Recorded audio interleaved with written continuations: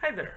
Welcome to installment number number 4 of Elastic Launch Glider Review for the 2020 Science Olympiad Glider Rules. So, to review where we've been, we have looked at the Guru Engineering Tech Glider. We have looked at the Stevens Aero Simon 30, and then we have most recently looked at the Scholastic by Retro RC. And so we had some thoughts on all of those. Overall, impressions have been good. Next installment, however, is the glider from Freedom Flight. So, to give a little bit of background, up until now, this has kind of been this and the, what's it called? SO Little Sweep from Stan Budenbaum have kind of been the industry standards. Freedom Flight has kind of led the way on innovation in this, and then last year we brought in the Protege and mixed things up a bit by introducing carbon. So a lot of you are upset about that.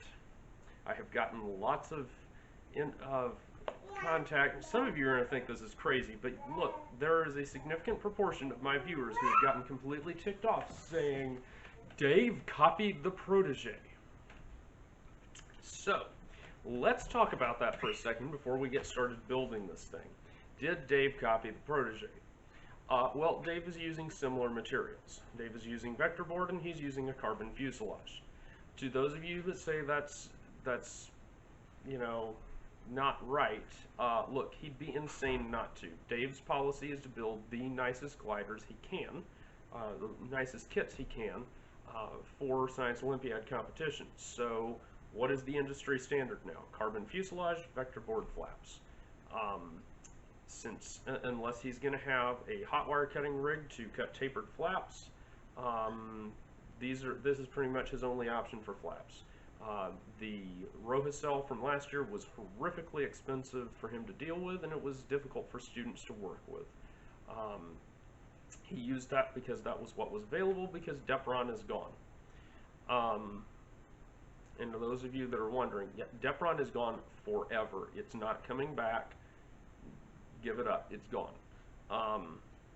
Carbon fuselages, look, Guru Engineering Tech is using a hollow tapered carbon fuselage on their gliders.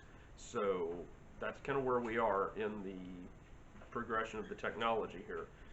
Mass production kit, tapered carbon fuselage, a hollow, roll wrapped tapered carbon fuselage, not pultruded, no, it's the handmade stuff. Well, it's done on a machine, but you get my point. And it's superior to anything that's been in production before as far as the fuselage itself. So that's where we are. The other thing I would point out to you, if somebody says, well, Dave copied my stuff. Well, look, Dave made his glider with my blessing based on conversations that we've had, because we actually fly together. Now, let's get into some other aspects of this. I have seen exactly 3 of this airplane in the wild. All 3 of them were out of Dave's box. They were his airplanes. So Dave is shipping these like crazy. I have yet to go to a contest where I've seen one fly. I've been to 2 big, fairly big invitationals, and the dominant airplane was the Protege, and well, it was a combination of the Protege and the Super Protege. I mean, that's what we're selling those in gangbusters, and people are building them and flying them. I don't know who's flying this airplane, honestly, because lots of people are buying them. I don't know what's becoming of them. Whatever. Bottom line is, I've flown against Dave. I did beat him. Felt pretty good. But still, his airplane impressed me greatly. It flew very nicely, as I expected it to, because Dave does a good job on this stuff. I would mention, I think the Guru videos may talk a little bit about a canard variant, but to my knowledge, this airplane and the Protege are the only kits being produced right now that have the canard option, period. I've seen the Guru planes converted to canard. I don't know if that's in the video or not. And I will say they flew reliably. The trim was consistent, and they were getting about 12 seconds max. 10 to 12 seconds. I've gotten 15 seconds with this aircraft as a canard, and I know other people who have. That's still not competitive. Dave is saying that he was getting 15 seconds with his. I've gotten longer under certain circumstances with a Super Protege Canard variant. At this point, I'm not really interested in kitting it. We'll see how that goes as the year progresses. The wood quality constraints are ridiculous, so guys, if y'all really want that, I will consider producing it. We're looking at $80 for a 3-pack. I'm gonna throw that out there. So, comment section below. If you want Super Protege Canards for $80 for a 3-pack, knowing that it may not be competitive, we can talk. But that's what it's gonna be. So, let's set all of that aside. Let's talk about Dave's airplane, because I spent, a couple weeks ago, I spent a good amount of time with Dave talking over this airplane, and I think it's a beautiful airplane myself. It's a unique look. This is my swoopy thing, my artful swoopy plane, because I'm a student of Bill Gowan and Lee Hines, and so I like the swoopy, so pretty, whatever. Dave's is a little more angular of an airplane. I think, personally, I think it's a beautiful airplane. Dave is about as OCD about kit manufacturing as anybody I know. So things you get in here, this, like the Guru kit, is a kit of 4. So the price for the kit seems a little high. It's pretty reasonable. He includes square carbon tube fuselages. His are, hang on, let me pop these loose, and I'll tell you, because I actually bought some of these last year and used them on a limited number of Super Proteges, and the problem was that they were twisted. These appear not to be. However, I will mention they have developed a little bit of a bend to them by being rubber banded together. I can't remember if I shifted these around when I was playing with them, because this is the second time I've opened the box. So that may be what it is. Let's, I'll be right back. I'll get a scale. We'll weigh those. I'm going to weigh out a fuselage here. And I'm getting 880 milligrams, which is a good weight for one of these. The only fuselages I know that are lighter are, well, the Guru glider fuselages. They come in a 4-pack. The 2 lighter ones in the pack are about 800. Mine, the limited number of tapered hollow fuselages I've gotten, or that I was supplying slightly longer than this, were, I think, 730 or something like that, so slightly lighter. But these are good. It's a good weight for your fuselage. Nice sanding block included. The tube here is for forming up your flaps. Brass strips are for sanding gauges. I generally don't go for the whole sanding gauge thing. That being said, if you are willing to follow the instructions, they do work quite nicely. Like I said, it's just a matter of your building preference, and I just don't have the time to set all of that up, because that's not my build style. Wood quality. I have actually discussed with Dave wood sourcing and whatnot. Dave outsources a lot of his laser cutting, all of his laser cutting. The wood comes from Specialized, so Jake Zimmer's specifications and whatnot. So that's why it is of exceptional quality. That means, though, that Dave has a lot of resources tied up in wood selection and whatnot. I do that for certain kits, but for mass production, I simply cannot do that. I know a lot of people would like for me to. I'm actually doing internal wood selection now, where we get the wood and then I graded out because we've had problems with with regular proteges coming out grossly underweight, and I don't want that. But anyway,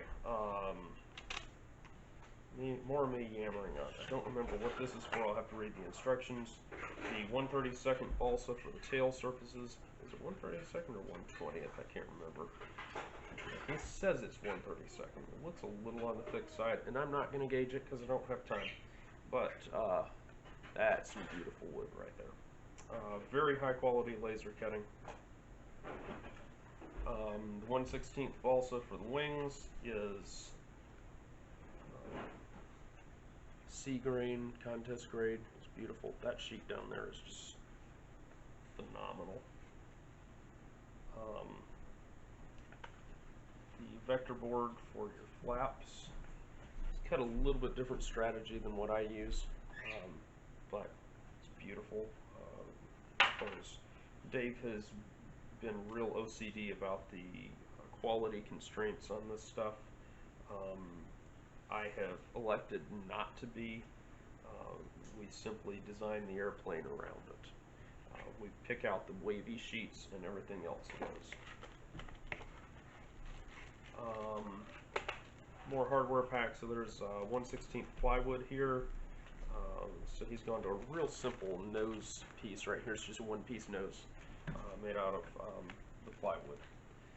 So with that, let's. I'm going to refresh myself again through the instructions because I forget things, and then we'll come back and we'll build the plane out. So clearly the proper way to do the next step here is to use protege instruction sheets to do this.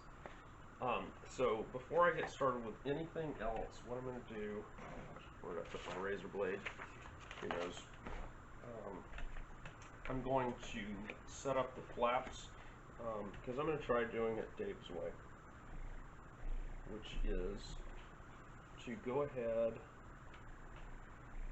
and form flaps beforehand.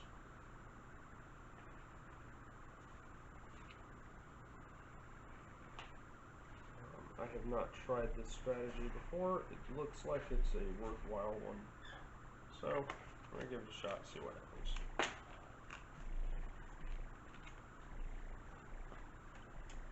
So, what you do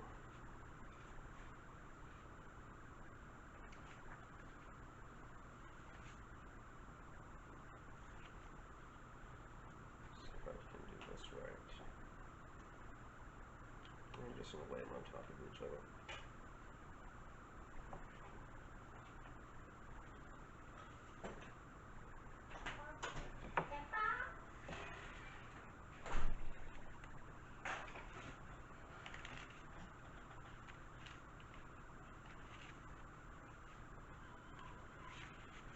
Not working out so great.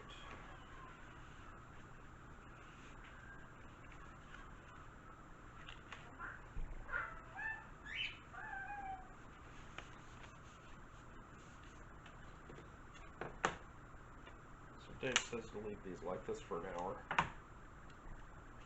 We're not going to do that, but we are going to leave it for a while.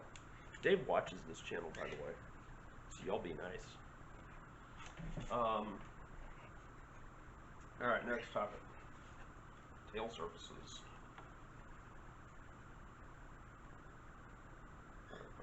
Oh, they're all on one sheet. Moron.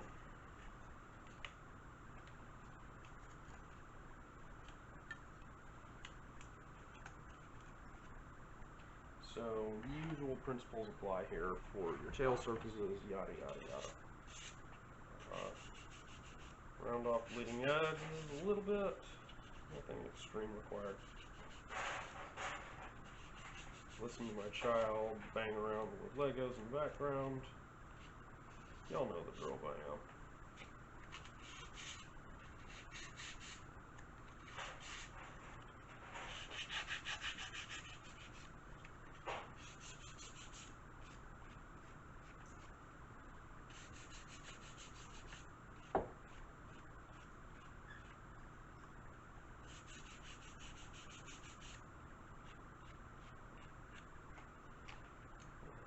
that.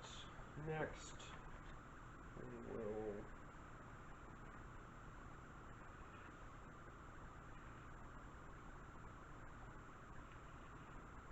cut out fin.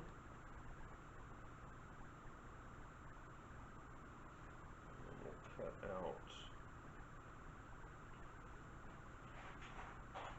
the elevator.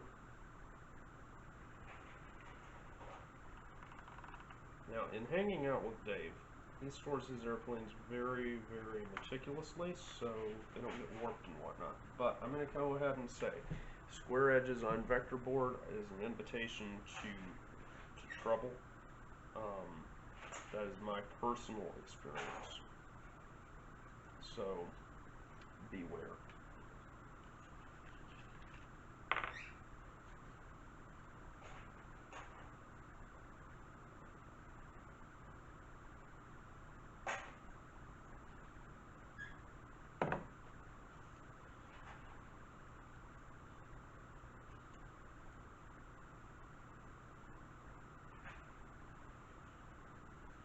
I will say that the level of crazy in the Freedom Flight kit has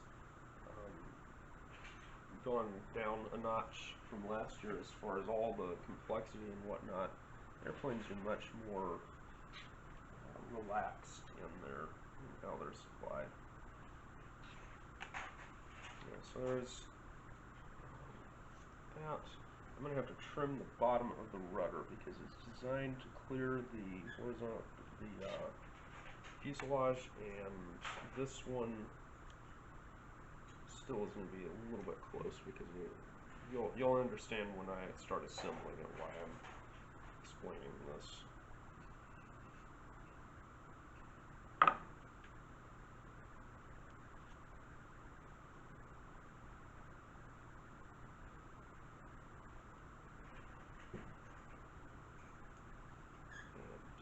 There we go. Tail surface is done. Set that sheet back. I'm going to go off camera. I actually am going to taper the fuselage.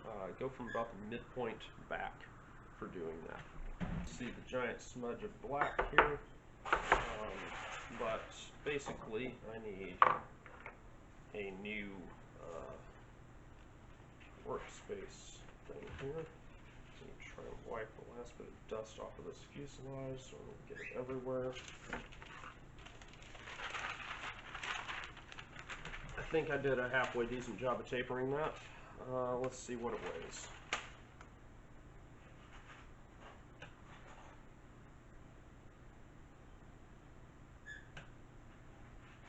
$771. So I didn't save a whole lot of weight, but I saved some. Look, guys, the weight thing may not mean as much as some of you think. Certain designs like particular weights, so proteges, if you can get them under 3.7 or so, they start to perform substantially better because they transition better. But you should bear in mind that I've been to several contests where I have watched 4.2, 4.5 gram super proteges beating 3 gram proteges. In fact, yeah, I've seen that where both flyers were experts, and so bear that in mind. Wing loading is king, not the weight of the airplane. All that being said, let's attach some tail surfaces here. So we'll just come up with a random amount that we're going to leave back here at the back. Try to go light on the glue. I'll try to be good.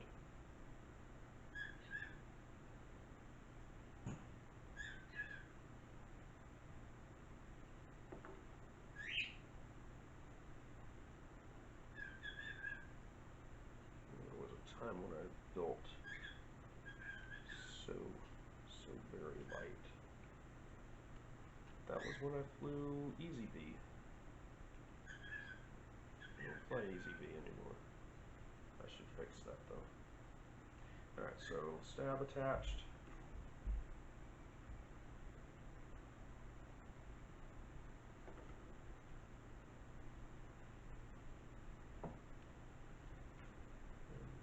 shows this being attached with some right rudder. So let me show you what I'm doing here. Hopefully I didn't overkill this. If you see, the fin is attached on the left side of the plane, tilted over to give you some right rudder. And this is, when I was flying with Dave, that's how his were set up, and they were flying very nicely. So take that for what it's not worth, which is, coming from me, who knows. I'm going to pick the non-sea grain wood here because reasons. It all looks good. Dave recommends in the instructions that you pair your wings. So this wing here, you would pair with this one rather than this one. It's a nice thought. It's not something I'm able to do. Although with the regular proteges, since we have those cut out of 2-inch wide strips of wood, we're able to match them fairly closely. Anyway, let's throw the wingtips on here.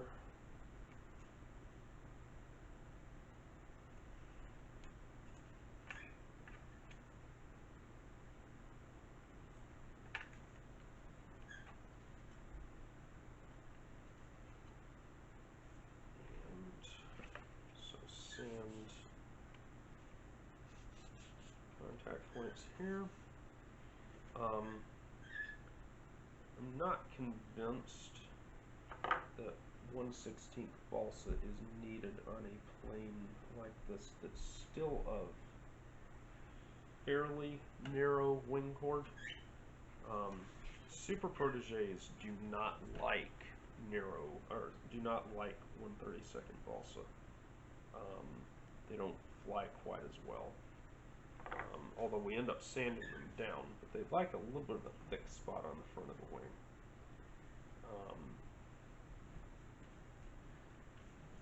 Standard proteges just don't really care. Now wingtips are a little thick here, so I'm going to sand them down. Actually, I'm going to use Dave's nice little sanding strip that he supplied here, just to do that. Now, remove some glue there. People can't see when you're there. See? There we go. Much better.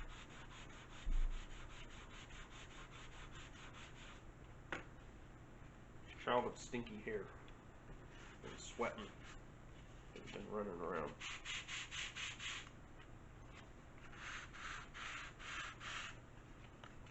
I'm going to go ahead and clean up the edges.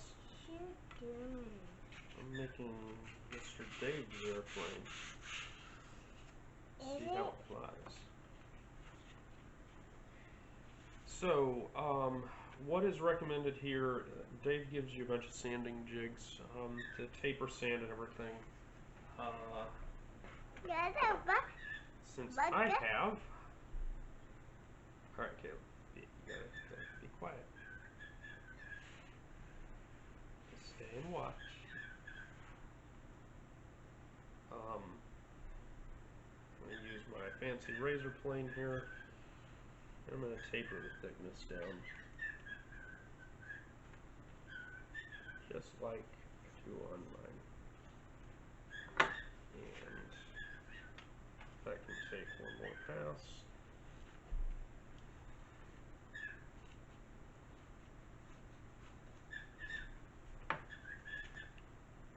Perfect. And then we'll make another pass back here. One more.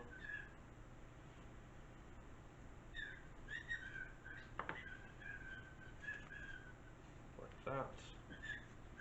And now we're going to do the same thing on the leading edge. In a minute. We'll sand it first. And there we go. So that's how I would do this, and then give it light sanding here.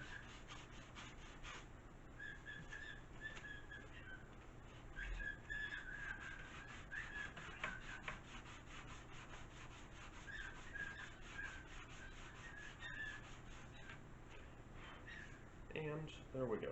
So I've got a constant thickness across my trailing edge.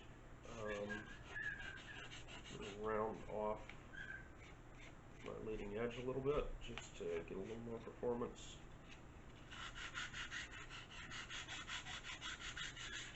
I'll give mine a little of a Euro style leading edge.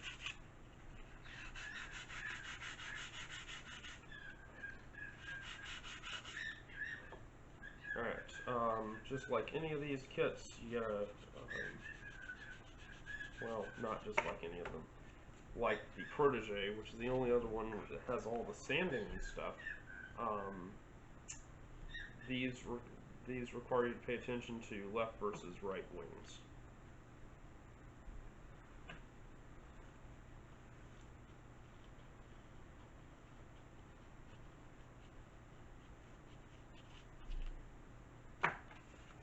You got to quit. No, I don't.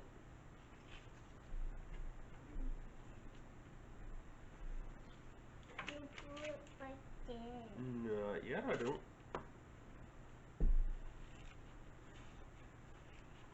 Are you going Dave's airplane? Well, I gotta sand Dave's airplane first.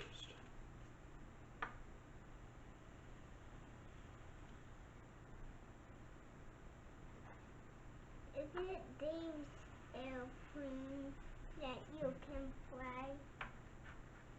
You wear a truck liner.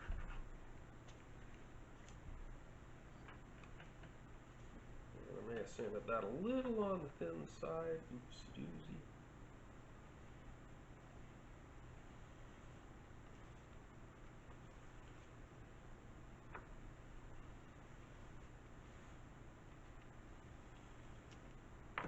And there we go. So, same sanding strategy as before. I do want to point out, I really like Dave's sanding blocks.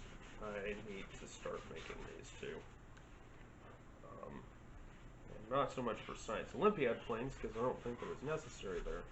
But I do think that they are necessary for some of the other stuff that we produce.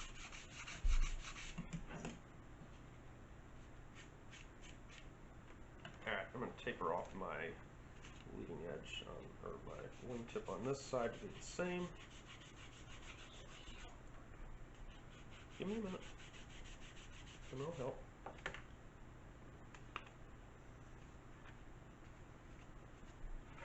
Try to get them to the same stiffness at least.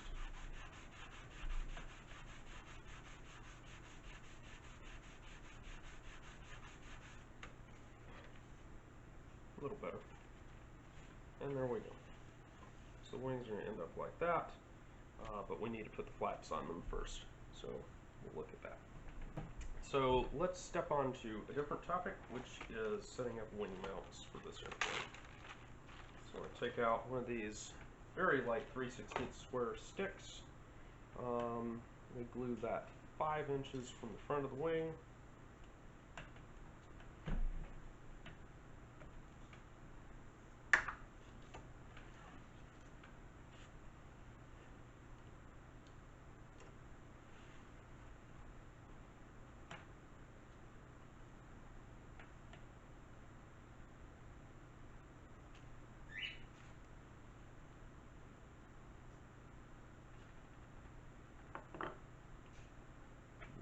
Try and center this up.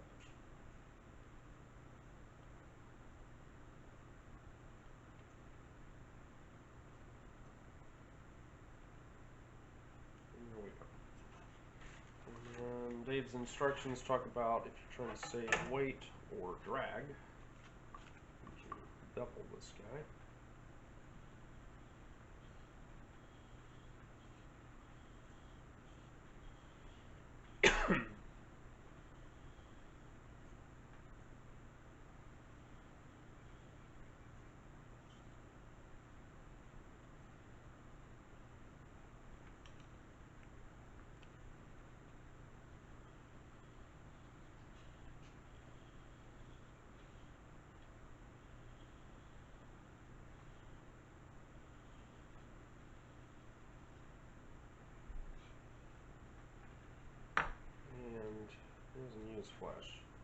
really expensive, no, not expensive, really nice razor planes will plane things other than just wood, like carbon. I actually planed foam with that thing, which is a weird experience. Not vector foam though. Alright, so that guy's in place. So, let me look at the next stuffs in here. We already did all that. We did not attach the nose. So let's throw a nose on there.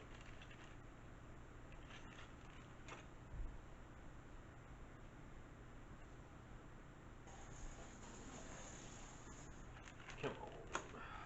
Do I really have to hit it with the razor blade? I guess I do.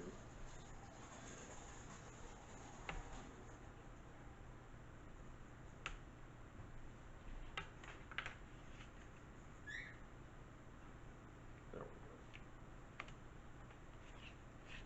go. Definitely want to sand this so it doesn't chew into anything and all that.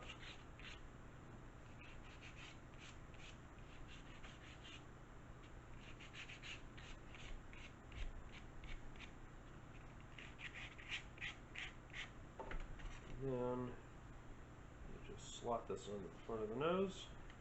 I would suggest roughing up the carbon a little. And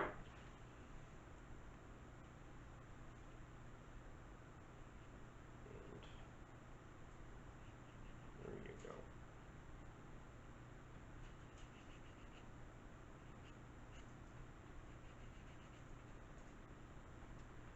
So, remaining to be done is to attach the wing stuffs together.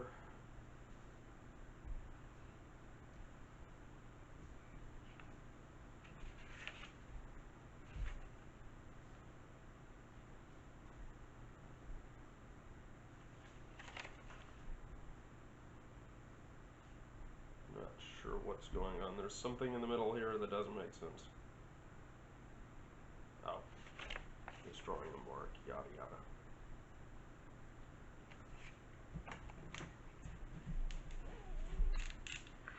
Okay, I see what's going on here. So, he is saying to go ahead and dihedral this thing out.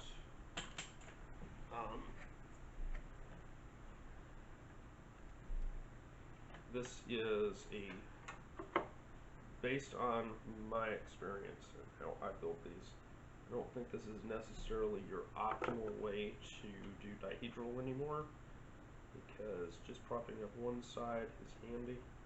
However, if you're trying to get your wing on straight and you're not used to dealing with this does help a little. So, use these later. The other thing is, Dave is having you, I need to make sure I'm looking at the right thing.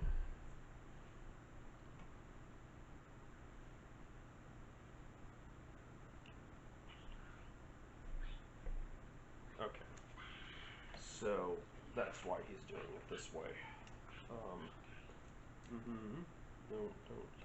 Don't hit me with it right now. Right.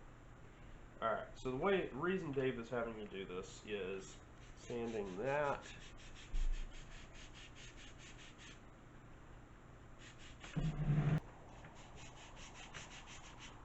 So for a bevel that, I really should use this because it gives me a better finish.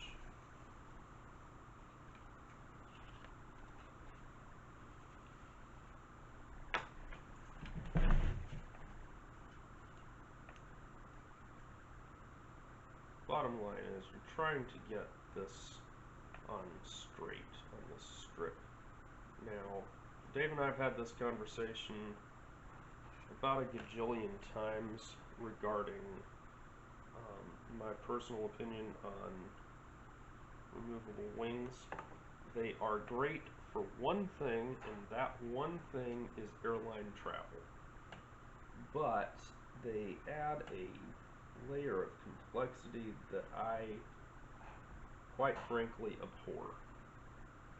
And I get it Dave's not the only person who does removable wings. Stan Budenbaum does it. Lee, well, I don't know that he's doing it on small gliders anymore. He was there for a while.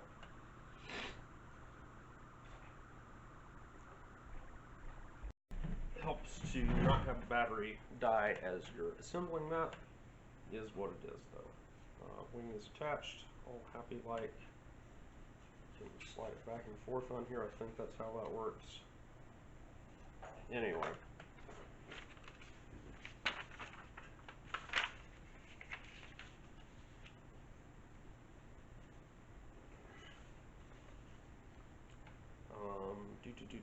Flaps. Alright. Dave does a freehand thing on the flaps. I'm going to show you a trick though. Since these are pre-formed, shall we say, flaps.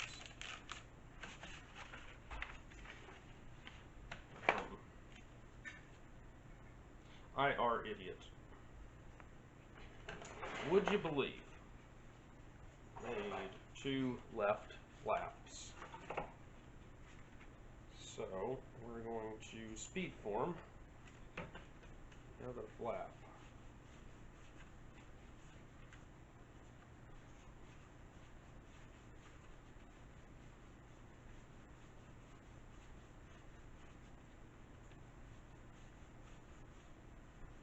Why? Because I've done this before.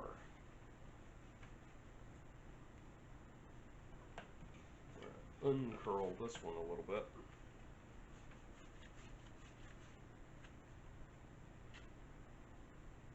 That way they match. Alright, so Dave shows this, you know, a freehanding thing, not altogether different from what yours truly does. But since the flaps are already formed, it's better if you weigh the wing down like this. Avoid getting glue on your wing, flap thingy. And now you can just slide the flap in here, and what's great about that is it lays flat so you get your curvature in there correctly.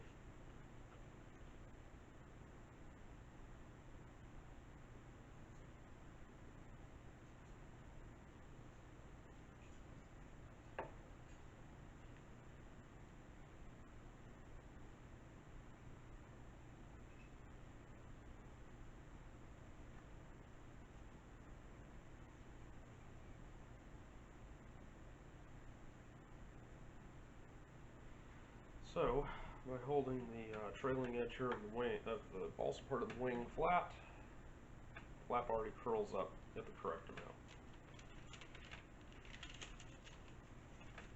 And then when you peel it off, when the glue still isn't completely dry, you get to undo everything you just did. Yeah. Fantastic, right?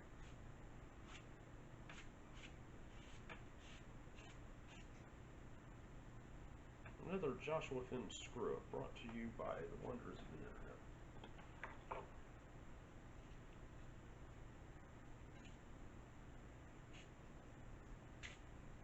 Now, yes, I am spraying accelerator on here. I was spraying it that way, so I actually got almost none of it on the foam, which was my intent. What I also got was gritty surface on my glue line, because I've got all kinds of crud down here.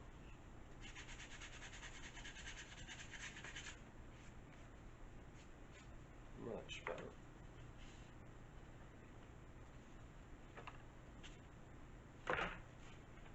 Same arrangement here. Completely dropping everything on.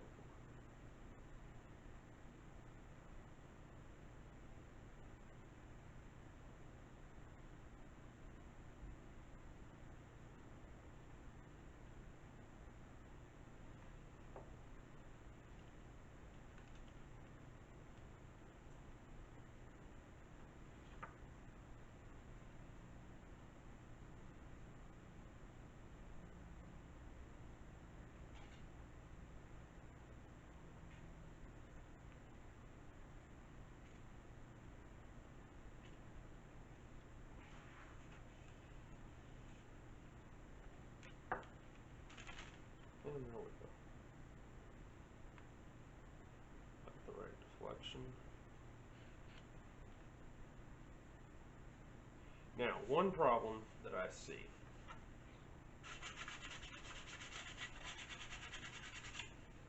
The intent is that you're going to rubber band this wing on. Getting to that rubber band is a pain in the neck, as I shall now demonstrate.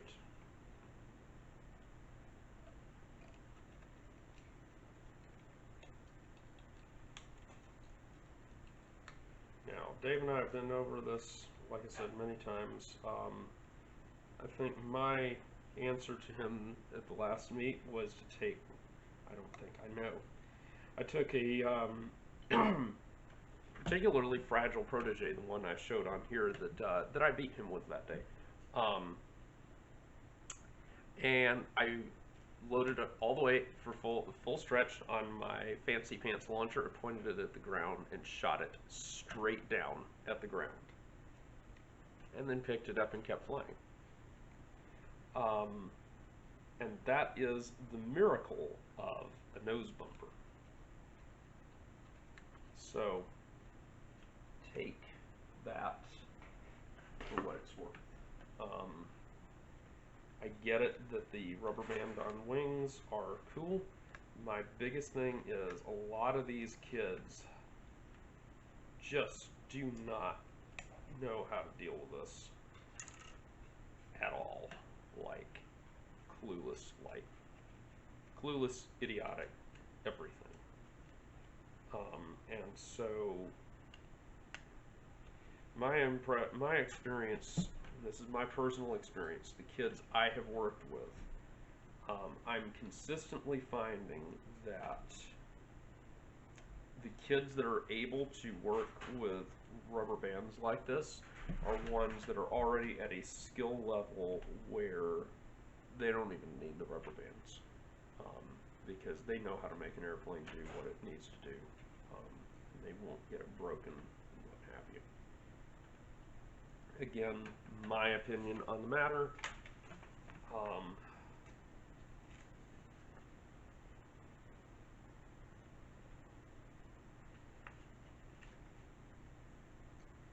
Does show doing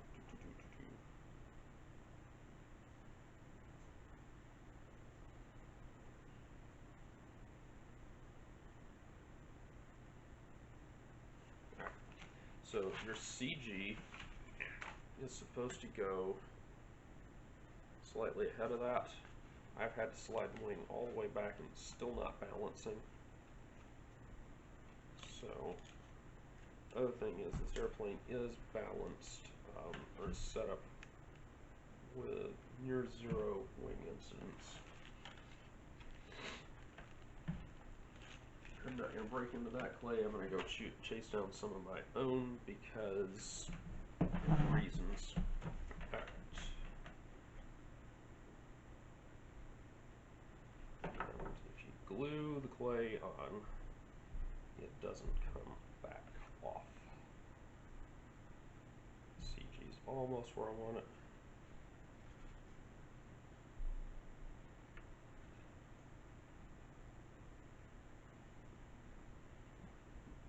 I do like the noses on these, pretty cool. It actually lets me slide the wing forward to shade. No. Yeah, CG is about where we want it.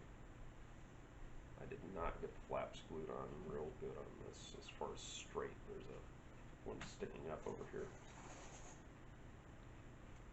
That, I don't know if that affects performance or not.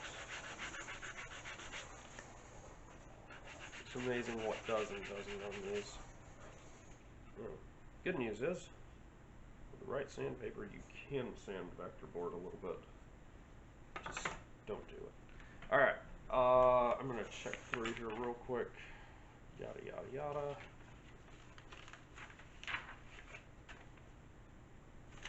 After this, the discussion goes on to the canard glider. I don't know if we're going to try one of those or not. Yeah, that rudder fin back here just barely clears, and so here's the problem. So this is designed to be adjustable, but as you can see, it sticks And the problem is that that can stick over in flight. And then, when the airplane crashes because of it, it will unstick, and you'll have no idea why your plane is not flying correctly.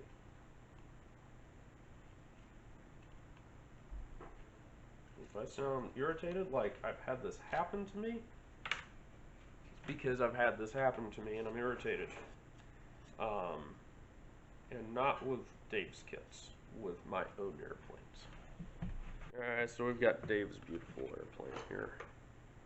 It's pretty sweet.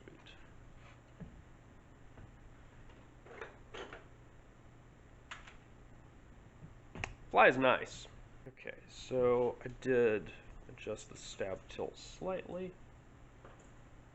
Now we've got a little more of a turn going. It definitely needs some rudder though. So one more run at this. There we go, a little bit of rudder goes a long way. Beautiful glide. Alright, so let's see what Dave's Miracle Machine weighs.